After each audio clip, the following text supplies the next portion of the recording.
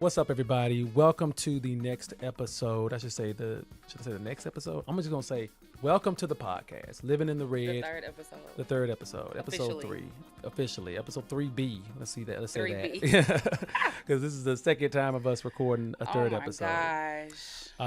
We are the podcast for people who live in red states but don't necessarily align with red state agendas. I'm Cory Bradford, a history content creator, and this is my co-host, Cody D, journalist and unapologetic truth teller. So let's just tell some unapologetic truth real quick. Like what happened with that third episode? The Why are you original asking me? one. You watched the footage. I didn't look at it. You told me that one clip was messed up and I checked out. I was like, you know what? Sounds like a mess to me. Yeah, it was a mess, but we are in a new studio that really went out of their way to accommodate us last minute. At the last minute, yeah. We really do appreciate that. And so we're going to get things started. I know on the first attempt. On 3A. 3A. We tried to address some of the backlash, not a lot of backlash, but some of the backlash Some of the comments and stuff that we got on the second episode. Yes. Apparently, I don't like white people. Well, that was one of my followers, who I assume is a longtime follower. It was a few other people who said something too, didn't it? Really did? Yeah. No, you told me. Well, a couple of people that I was talking to, I let them listen to the podcast, and they were like, "Yeah, Cody, it seems like she got a little bit of a problem with the white folks," and I was like, what do you mean? And so, yeah, some of them were saying some things that just like based off of that conversation in the second episode, that you seem to have, some feelings, maybe. Well, what do you think? I think listening to that episode, I don't agree with that, because I feel like we were very specific in the type of people we were talking about. Like when we were talking about like white liberals, for example, we weren't even really like hating or anything. We were like trying Stating to facts. Critique how some of them state that they want to be, down for the culture and helping us, but then they don't actually do the work. Right? Yeah, that is necessary to. And push I us forward. understand in typical white people fashion, which they probably gonna get mad at me for saying this, y'all don't like hearing the truth. And the truth is, historically, there are a lot of white liberals who claim that they are about doing something, making change, and then when it means making them uncomfortable or them having to give up some of their own privileges, some of their own comforts, they're nowhere to be found. Yeah. And that's the truth. Yeah. That is the truth. I can't think of very many examples of where that has not been the case. Yeah.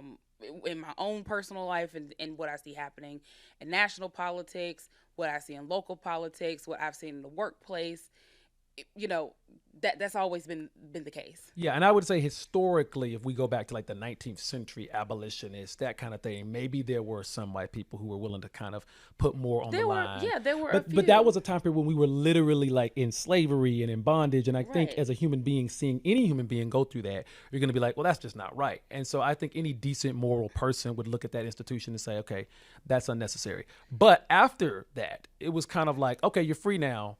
Go do your thing. And it's like, well, don't we need resources? Don't we need housing? Don't we Continued we've been property for this entire time. Maybe there are things we need to kind of get in step with current society. And they were like, nah, you'll be good. I mean, Martin Luther King even had a quote where he talked about how white liberals or the people who claim that they are for progress but don't actually do the work are the people that's really going to hold us back. Yeah. It's not the people who are, MAGA or the people who are, blatant racists who hold us back. We already see and know what they're about. It's the people who claim that they're about progress and not actually doing the work.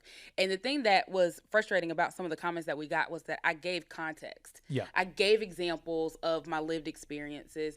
I talked about the things that I recognized in my own unlearning that I said that I had to do. And yet still I'm being demonized for saying like, hey, this is my experience with white folks. Y'all don't be showing up and doing what needs to be done. I can't trust what the allyship looks like. And you get mad for me to, like, how you gonna get mad at me for expressing what my experience is? Now, that's not me saying that I don't like white people at all.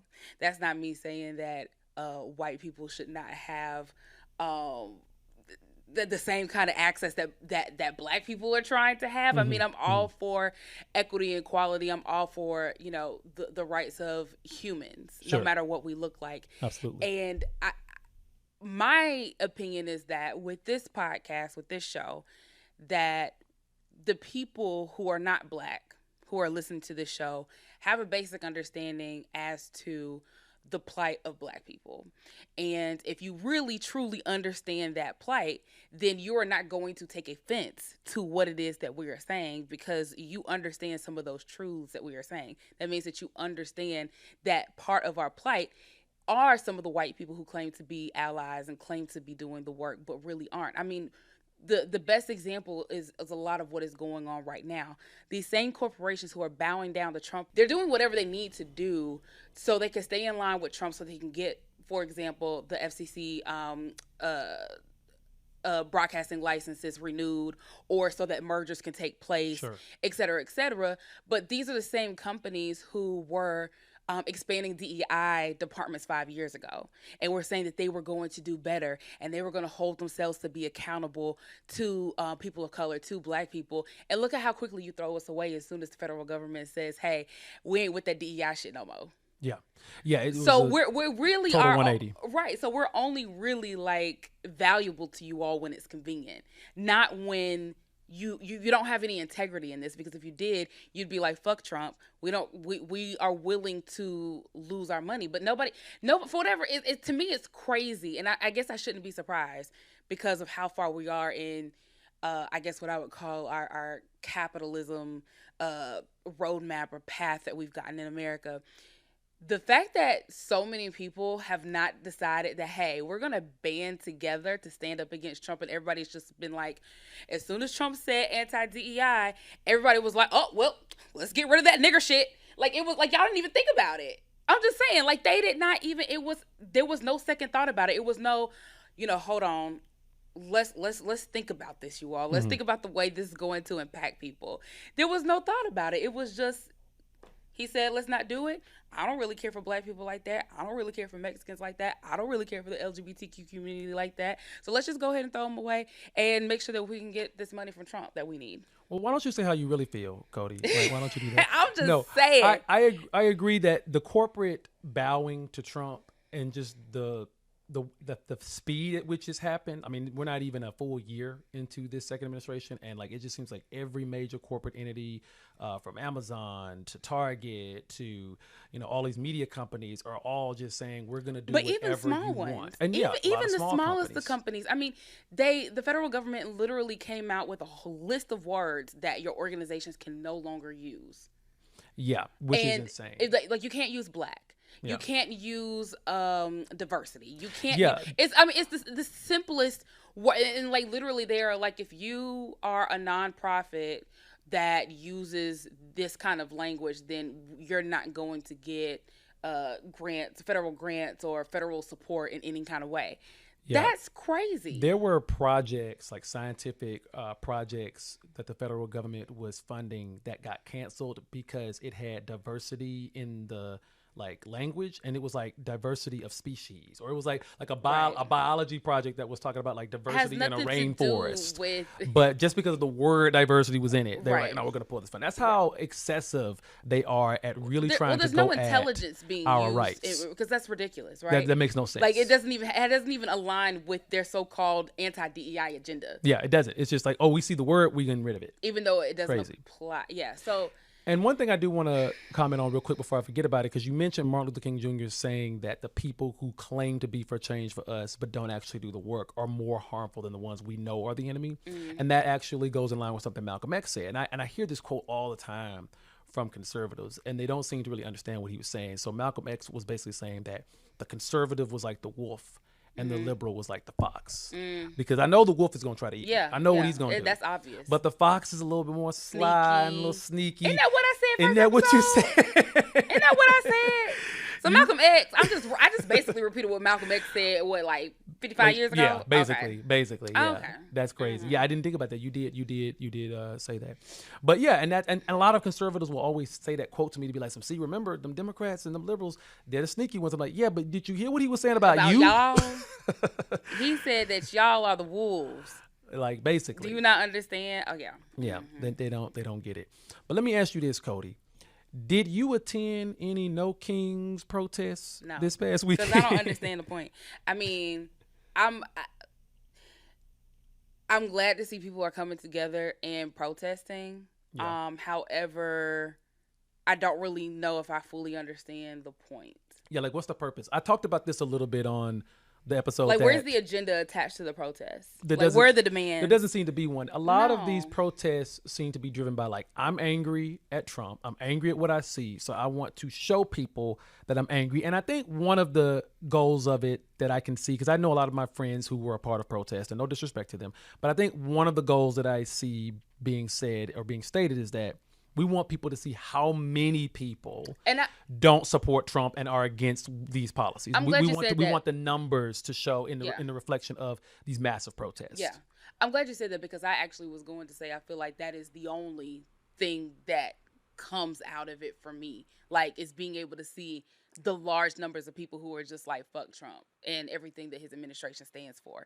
So, I mean, if that's one of the goals, then sure. But I don't know if that's effective enough because, again, we are seeing the way in which the federal government is undoing some of like the pillars of our constitution every single day. Whenever you're doing protest, there has to be a goal in There has to be mind. a goal. There has to be strategies and tactics in line Demands. that go towards that goal. Yeah. And I always tell people if they want to see like a successful example of what that looks like, go back and look at the civil rights movement, Yeah. 1950s, 1960s. Yeah. Look at the Children's Crusade, which we talked about in the first episode. Mhm. You said I think it was your grandmother Yeah, was my involved in grandmother, that. my aunt. Go look at the Montgomery bus boycott. Yes. Look at these different tactics where they use their money, they Yeah. use the power of the media, they used organizational power to get actual real change put in place, from the Civil Rights Act to the Voting Rights Act, which we will talk about. Yeah. They're trying to get rid of that. We're going to talk about that on this episode. But actual real legislative change to the Constitution actually came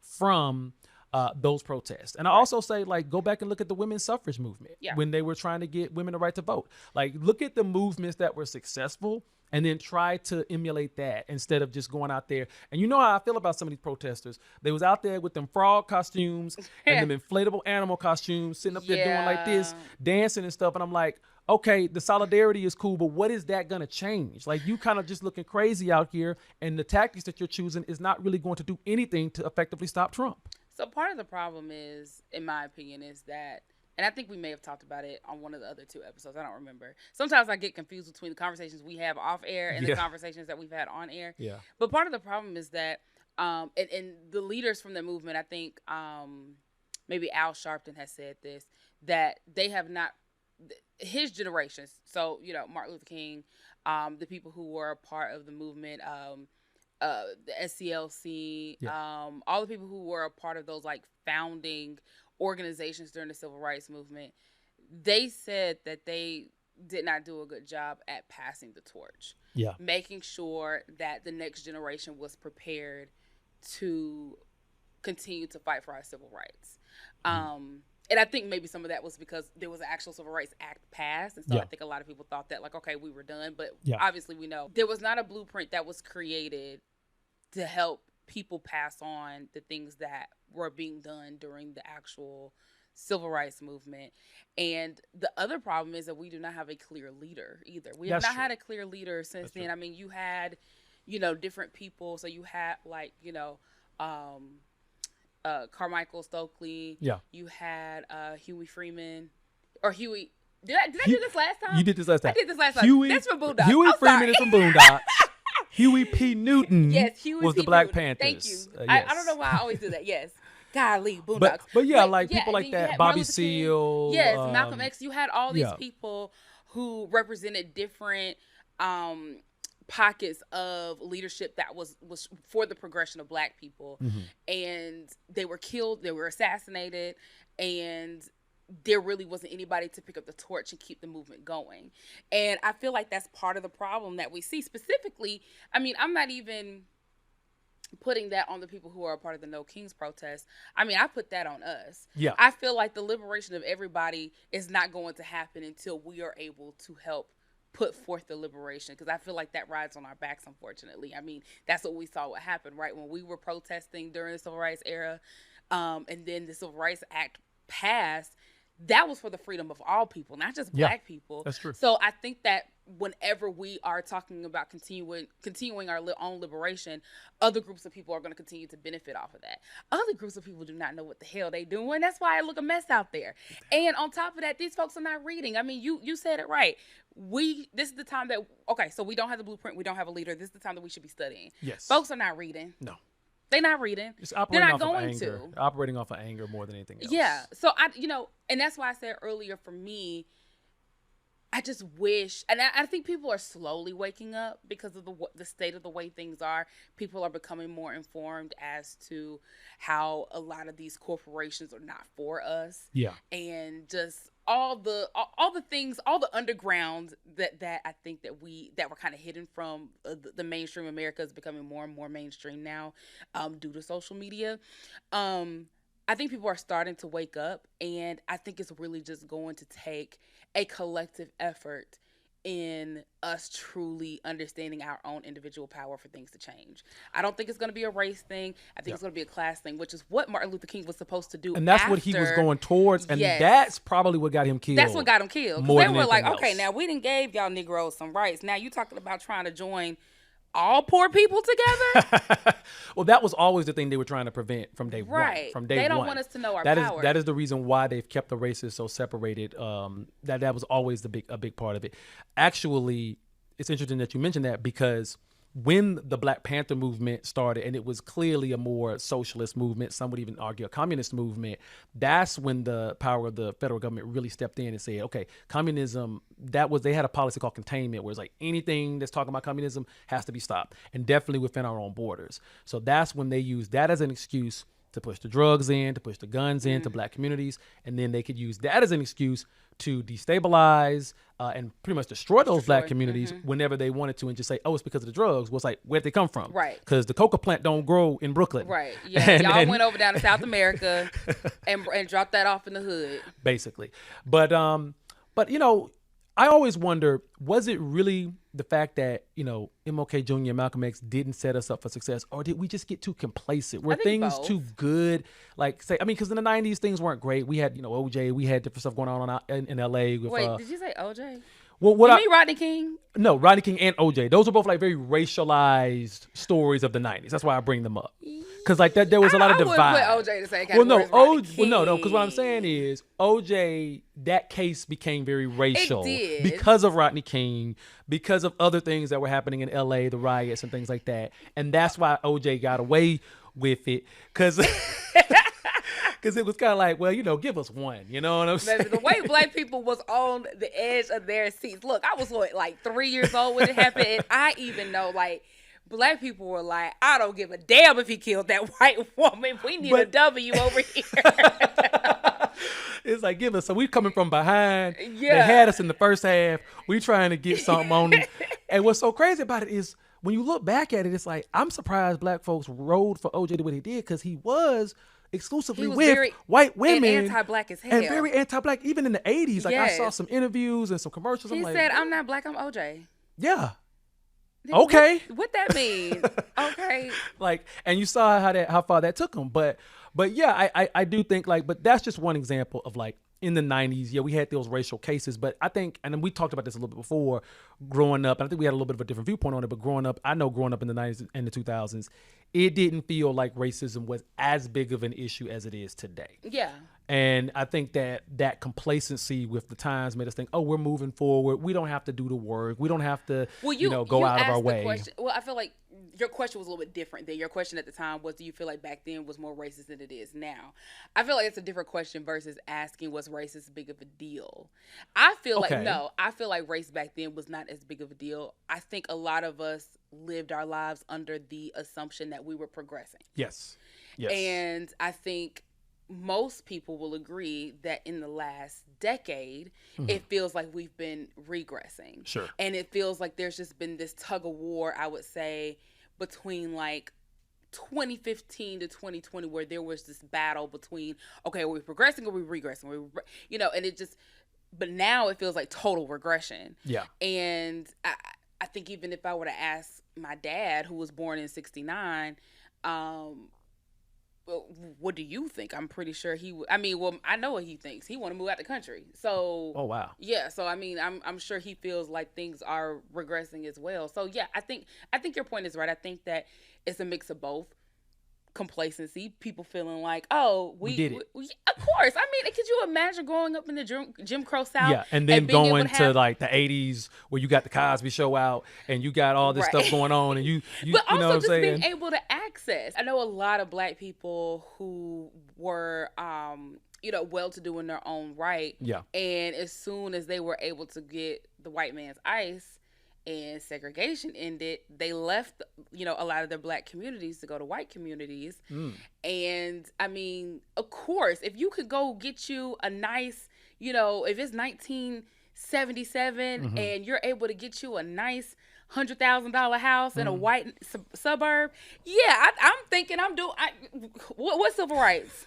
You know what I'm saying? So yeah, I do think that there was a lot of complacency along with the fact that people were not prepared for a second wave of us having to fight for our rights. Because this year, true.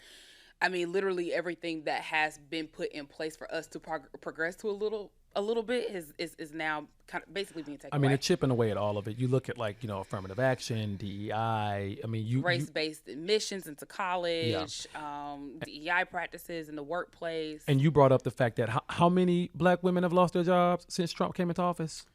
I mean, as of July, it was 300,000. And that's as of July. That was of July. Today, it's probably another close to 500,000, or maybe even more than 500,000. I think I've heard somebody say 400,000. Okay. I'm not one to throw out numbers without verifying. Yeah, of course. The where the numbers come from. But we know it's in the hundreds of thousands of black women who have lost their jobs. Well, it is probably more. I mean, personally, the government shutdown is happening right now, and my sister-in-law worked past tense at the Social Security building, and just so happened that she was able to thankfully get another job. So she's not working in the government anymore. So she's not unemployed, but I'm just thinking about the people who are affected by the government shutdown. Yeah. And how the federal government is using this as an opportunity to continue to shut down other federal departments and take away other jobs. Yeah. So there probably are more black women, and I think just black people in minority groups who are being targeted during this time who have probably been affected as well. I mean, so job growth has continued to happen for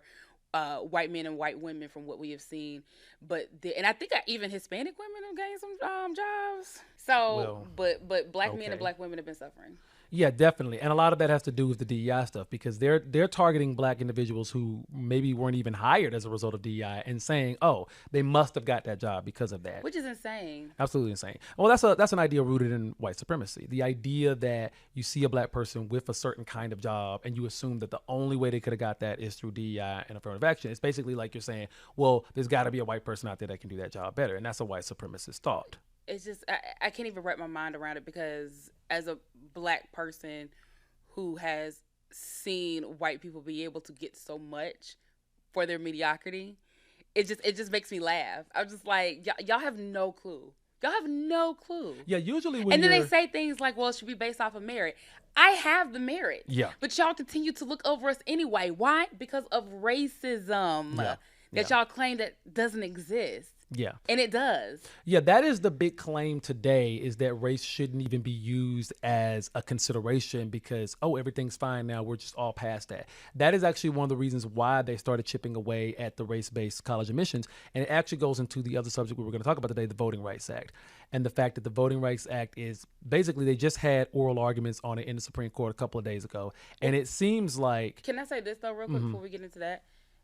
When we talk about race-based college admissions, I recently read an article, I think just yesterday, either this morning or yesterday, about how Vanderbilt specifically, Vanderbilt University's black enrollment has dropped by 50%. Wow. So that's just in a year, right? Or, well, how long has it been? It's been 2 years. Yeah, about 2 years since that happened. It's been 2 years since the Supreme Court ruled that race-based admission should not be considered anymore in college applications. 50% decline in those 2 years. And from what I understand, I think Vanderbilt kind of, even though they're in what's considered the U.S. American South, the university has always kind of held themselves as the university that did not uh, embrace like the typical um, racist ideologies in the schools Yeah. that surround them. What does that mean for the reputation of your university now? Mm. And then also, how is this going to affect other minority groups who go to your school as well? Yeah. Yeah, because when I think about college admissions, they consider so much. Like it's not just about grades. Like you can have a lot of good grades, and then you don't have any extracurriculars.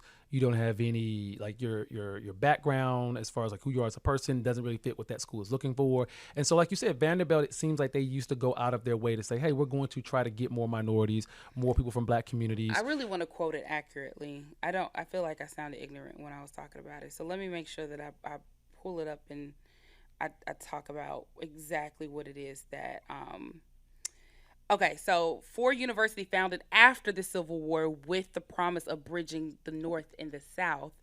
This represents a dangerous shift. It's regression that strikes at the heart of Vanderbilt's mission and American values.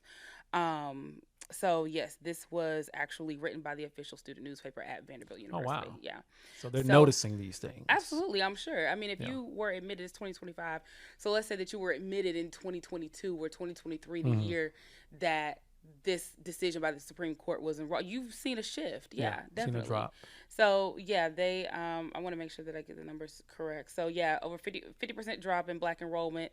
The class of 2028 was comprised of only 6% African American students, down drastically from 11.5% in the class of 2027, and far from the 14.1%, which was the peak in the class of 2017. Hmm. So they are currently, the class of 2028, which right now I guess they're sophomores, 6%, but almost 10 years ago, that class was almost Like 15%. 15%. Which is a good number in my opinion, because Yeah. Vanderbilt is a prestigious school. Yeah. And I mean, look, my thing is this: if you're not qualified to be in a school like Vanderbilt, then you're probably not going to be there after your freshman year, Yeah. or even your first semester. That's I mean, valid. we've all went to school, right? We've seen how Mhm. many people that we became cool with on campus, and it was like they were gone the next semester because they weren't able to Well, keep up you with ain't the got to bring responsibilities. that up because Well, some I'm not people. talking about you.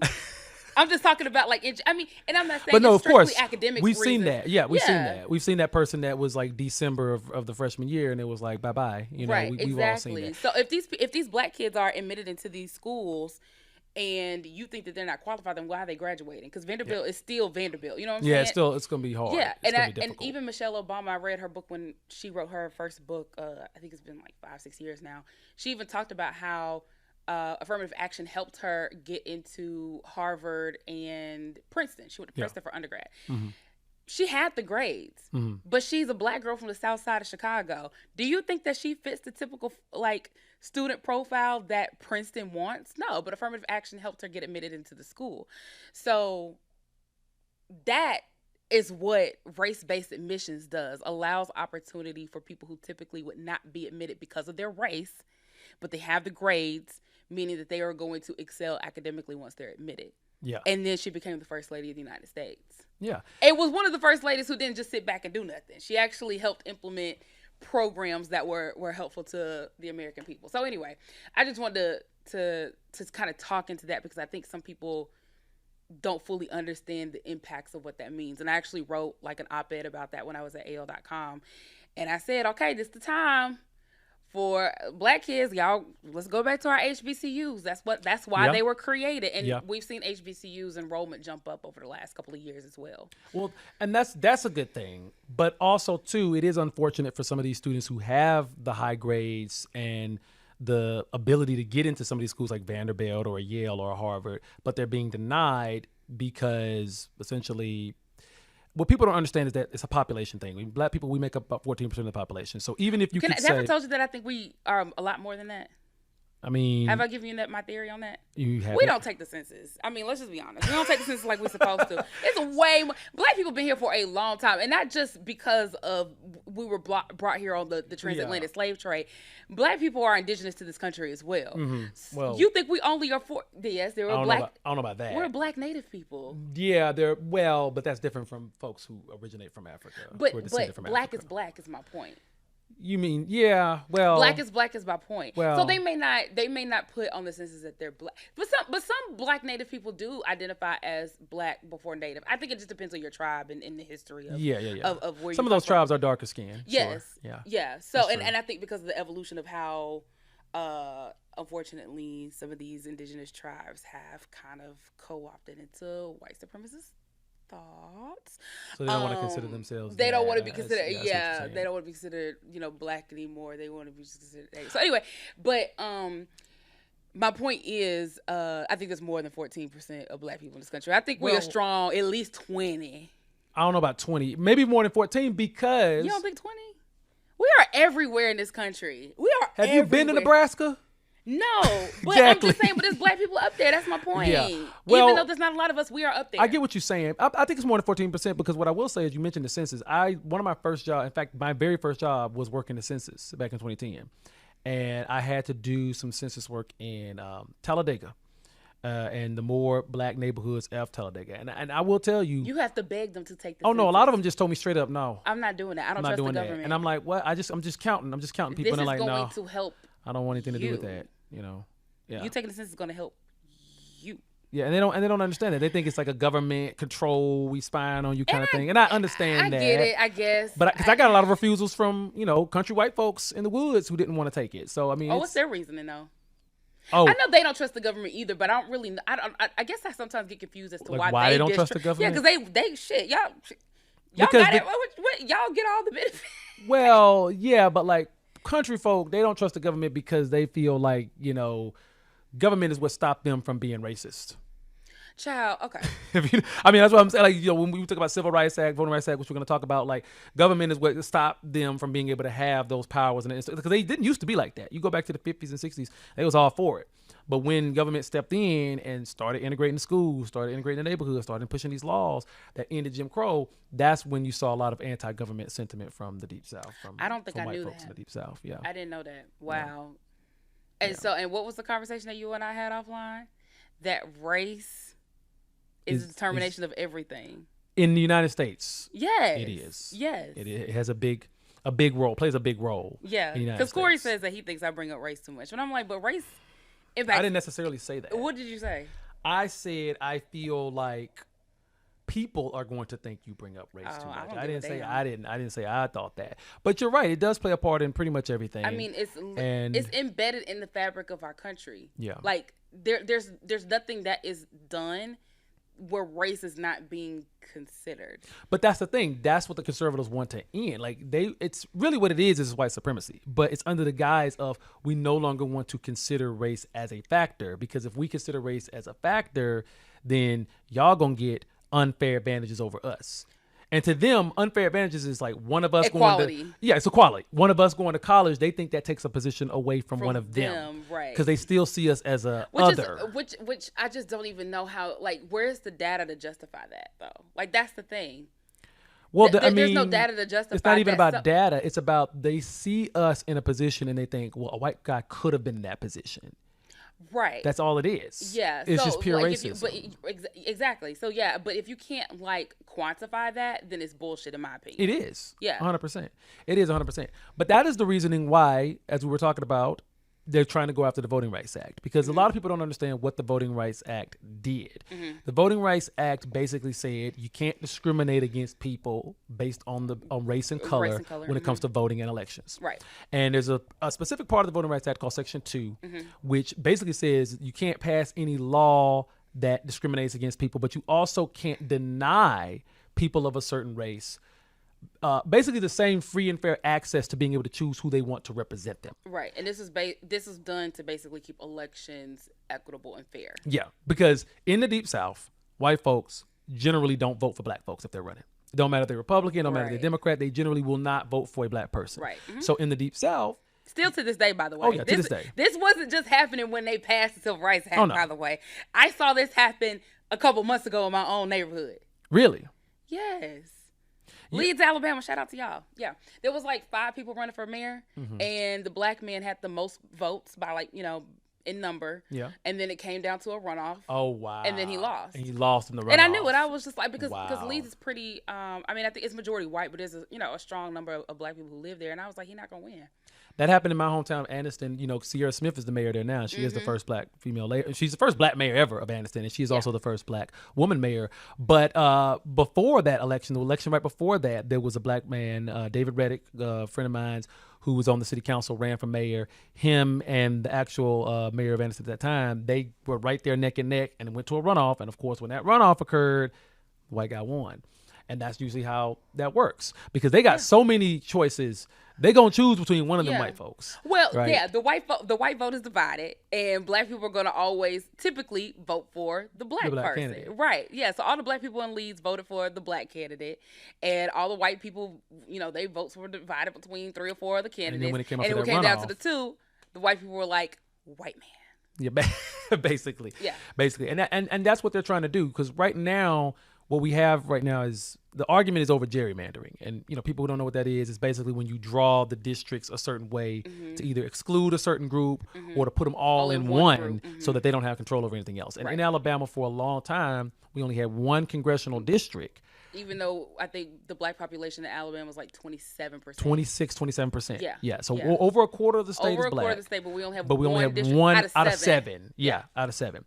And so the same thing that's happening in Louisiana, basically. Louisiana is the case that's being debated. Challenged. Yeah, that's being debated at the Supreme Court. Because in Louisiana, it was the same thing. They only have one district. Out of 6. Out of 6. And I think they said the population in Louisiana is actually higher. It's higher. It's like 33%. 33%, 34%. So wait a minute. And this is when you have to like really laugh, because it's like y'all do not want black people. We can't even have two out of the 6 districts is black. When we take up 30-something plus % of the state's population, you should have 3. Well, am I doing that math right? 50%. That's 50%. Yeah, okay. so you should at least 2 have out 2. of 6 You should at least have 2. Yeah, 2 out of 6 is like a third. Yeah. And so you should at least I don't know have why 2. I can't do math in my head. Yeah, I did it incorrectly as well. This is why I do podcasting, because I don't do the math.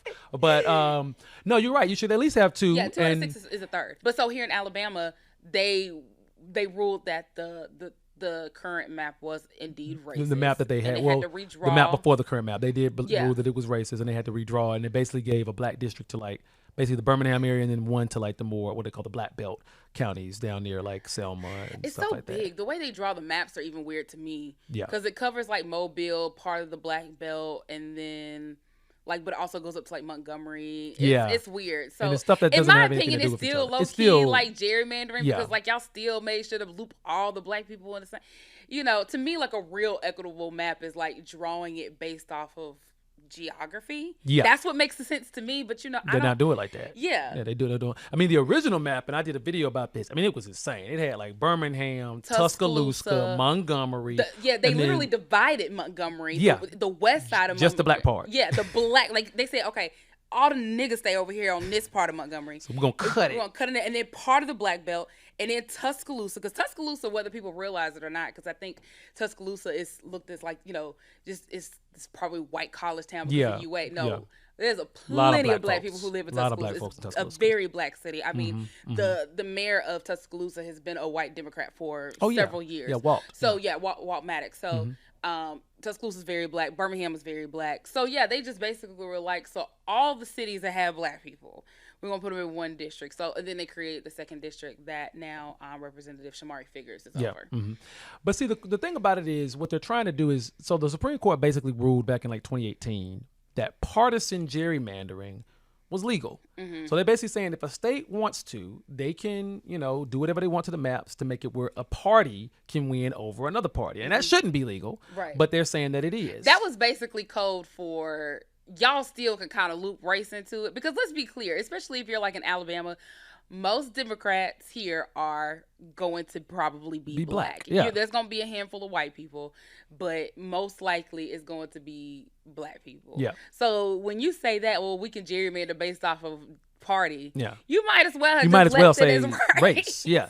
And that's the whole thing. It's all about semantics. Like they're saying it's about party, Yeah. but they're only trying to do it to black and brown districts that Right. tend to vote for the Democratic Party. So it's like you're still affecting the black vote. You're just saying, oh no, we're affecting the Democrat vote, but it's mostly black. Right. So what is going on What's here? the difference? And if they're successful at sort of striking down the intention of Section 2 in the Voting Rights Act, I don't think people will understand that you are going to see black representation in the U.S. Congress completely collapse.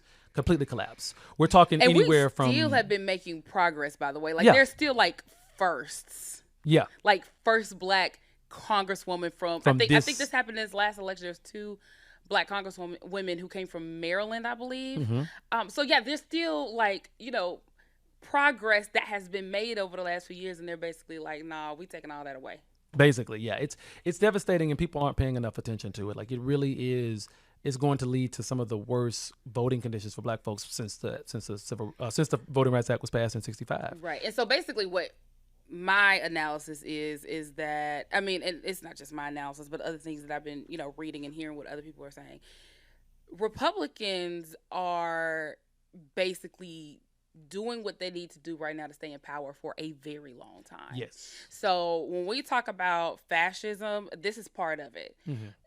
The Supreme Court is a majority conservative, so this likely will happen. We will see states across the South become completely red. So those blue dots that we've seen, like here in Birmingham, in Atlanta, in New Orleans, Memphis, those are probably going to become red or a lot less blue. Yep.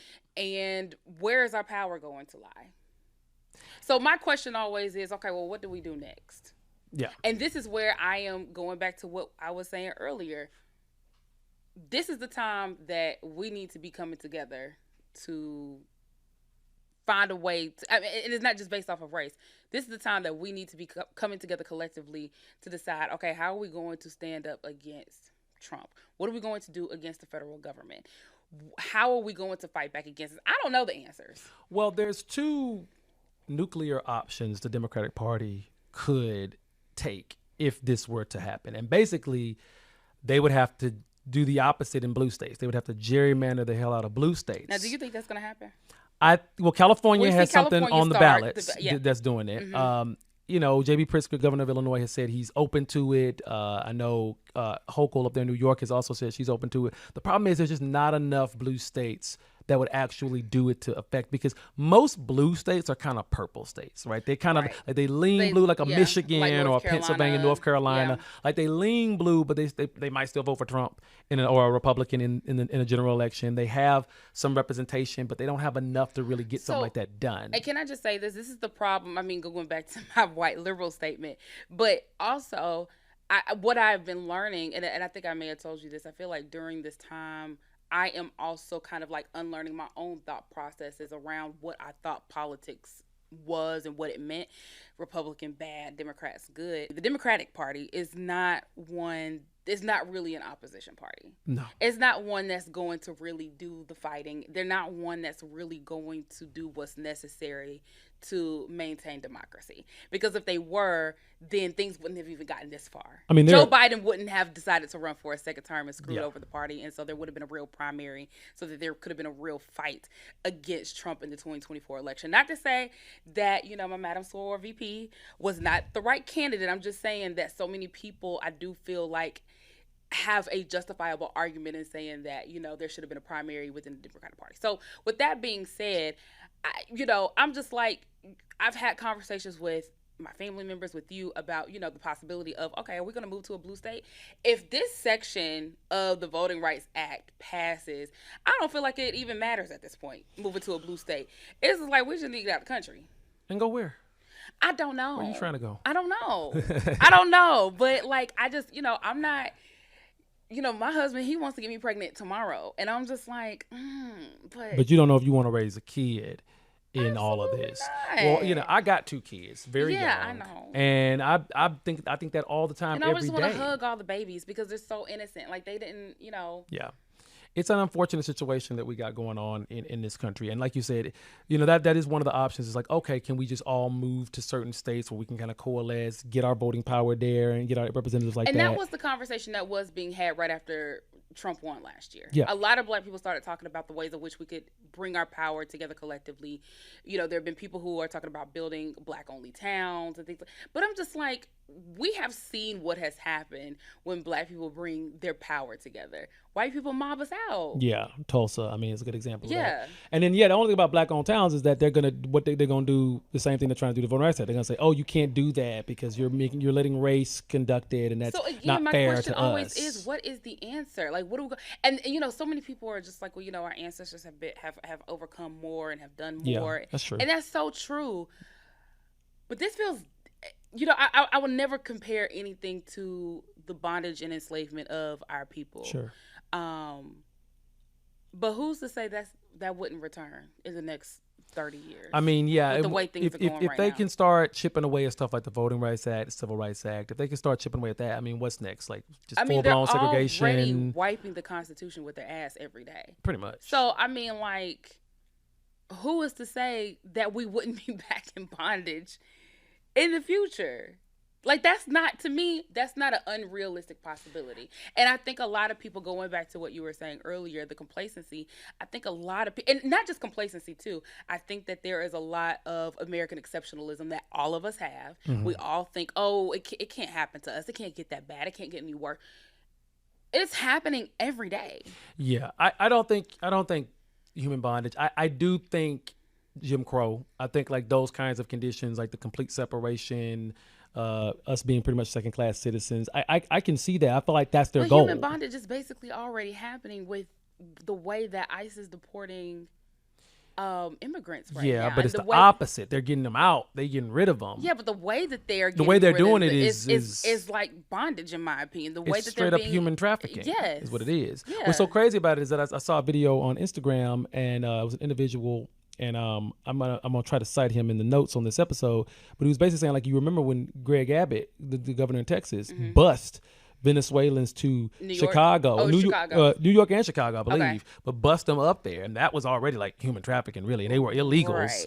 He bust them to Chicago, and now where's Trump sending the National Guard to Chicago? Right. It's like they planned this. They and that's one thing I will say about the left is like, they don't got no plans. That's what I'm saying. They're like not the right has been playing this. The right has been playing this for years. The longest of decades. Look, the thing, like I said, Project 2025, and the things that we are seeing them attempting to do is them saying, we plan on taking over this shit, and we are not giving it back anytime soon. Yeah. And at this point, it's not. I mean, 10, 20 years from now, I don't even think it's going to be just Republican Party versus Democrats. I think Democrats are going to become obsolete. Yeah. And I think that there's going to be a different party that is going to be called, I don't know what it's going to be, but it's going to be basically all the oligarchs who are running things and all of their other rich buddies who are falling in line with them. That's called the Republican Party. Well, right now, but I think that eventually all the poor Republicans who have been co-signing this are going to probably finally wake up and realize they've been in a cult, maybe. Nah. But you don't think that if they get to the point where they are like realizing like, oh, I am literally living the same life. Well, they already are. And in some cases they're living the worst life, but they don't care because, like I said, I mean, I think Lyndon B. Johnson said this. If you can convince a white man if you can convince the lowest white man that he is still better than the black man, he won't notice when you're picking his pockets. And if you give him somebody to hate, he'll empty his pockets for you. Now, Lyndon B. Johnson wasn't the perfect president, a lot of crazy stuff with Vietnam, but that's a very true statement. And it's interesting because, and I try not to equate social media to real life, but, because it's not real life. But at the same time, when I come across accounts where people are still screaming MAGA, and it's very, I click on their page and it's very clear that they live like in a trailer park or they're real poor or whatever. No shade, all the shade. But it's like, he told y'all that he was going to make sure that inflation went down and that grocery prices were going to get down. And they won. That has not happened. It's the opposite. Doubled. Yeah. Y'all not feeling like the hurt in your pockets yet? They are, but they don't care because all the groups that they dislike or even hate are being targeted at such a rate, whether it's the ICE raids, whether it's the protesters. I don't know.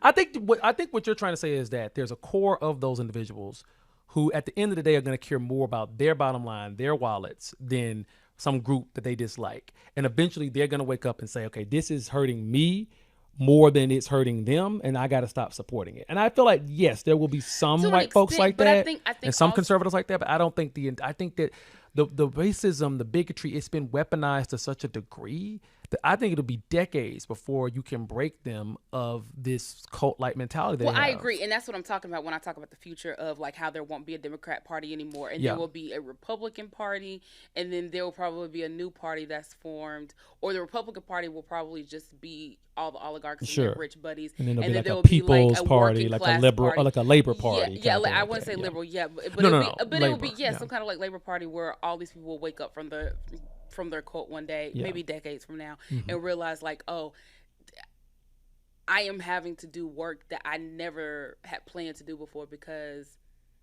there are no longer people here to do these jobs anymore because we have literally gutted out all the black and brown people out of this country. There was a poll taken where they said, like, do you want to bring back all these manufacturing jobs that we lost? And like 78% of the people were like, yes, bring all those jobs back. They ain't trying to work And yeah, exactly. They asked them, well, do you want to work those because jobs? you're And gonna then get like paid.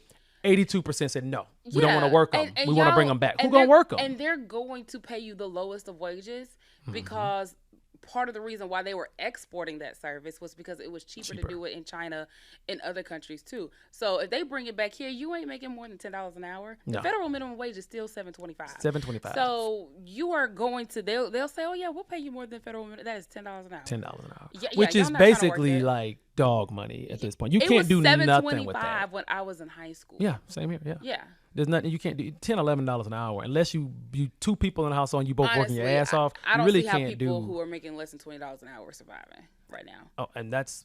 I think most people aren't even getting close to like 15, 16 these days. Really? I mean, it went up. I think the pandemic it went up a little bit during the Pandemic pandemic. normalized $15. Yeah, an it hour, did. It did. But I think it's kind of staying. It's just right there. Yeah, it's it's just right like there. 5 years later. It's like, okay, maybe we'll give you $16.25 instead of 15. Yeah.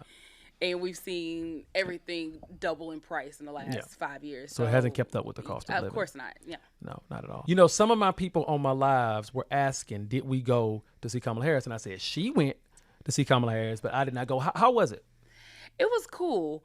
If I'm being honest, there wasn't too much that she said that was just like, you know, there was a couple interesting stories that she shared and some thoughts. Charlamagne the God was here, moderated that conversation. So I felt like he did a good job asking some of the questions. You know, this is my thought, and I talked about this I think a little bit on the last episode. I feel like we did the episode so long ago I don't even remember. I mean, you know, production issues, but you know. I feel like for me, what I am missing, and this is one of the questions that were asked, was, Charlamagne asked her, do you feel like you are now finally being able to be your real self? Because when you were running for president in 2020 and then were picked as VP, and then when you were running last year, it felt like so many people were telling you what you needed to be in order to win an election. Bernie Sanders. Right, exactly, Bernie Sanders. And so she said that, yeah, she feels like she's able to be more, and I don't feel that. You from don't her. feel that? No. You still feel like she's hiding, or not that she's hiding, that she's holding back. And that she's still saying things a certain kind of way.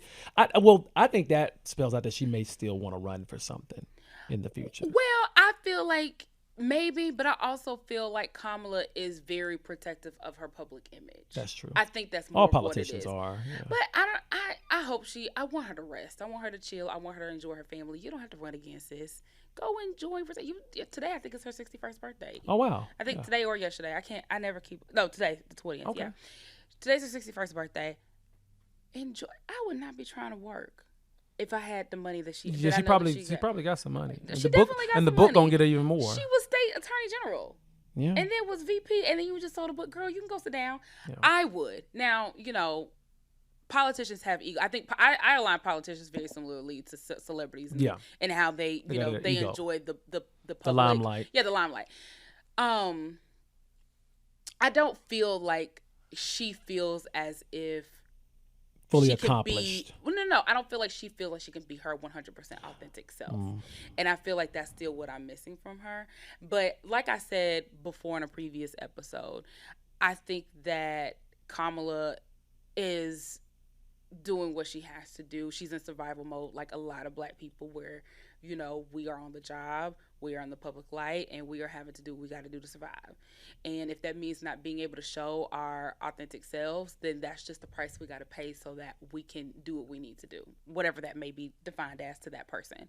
So that's the only thing. I haven't read the book yet. I'm very, very, very slowly reading Original Sin still. Yeah, you told me about that. Yeah, so I don't see myself getting to Kamala until maybe like December or something like that. Okay. Yeah. Well, we'll when you start it, we'll read it together. And We are? Well, we'll read it at the same time.